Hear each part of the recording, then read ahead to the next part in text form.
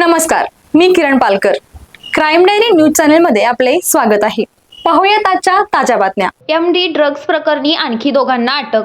MD drugs म्हणून ओळखल्या जाणाऱ्या मेफेड्रॉन या अंमली पदार्थ विक्री प्रकरणात शहापूर पोलिसांनी संतोष शिवसागर केसरवानी वय वर्ष 28 राहणार सुर्वेनगर, पियुष विजय भंडारे वय वर्ष 21 राहणार शहापूर आणि रेहन रफिक महावत वय वर्ष 28 राहणार तोरणानगर या तिघांना अटक केली आहे.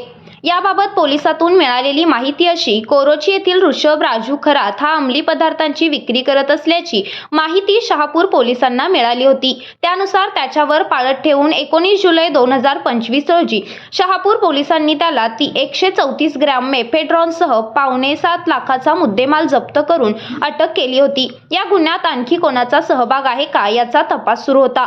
तपासात खरात याच्याकडून अंमली पदार्थ घेऊन ते पुढे विक्री करणाऱ्या संतोष केसरवानी, पियुष भंडारे आणि रेहान महावत या तिघांना पोलिसांनी अटक केली आहे.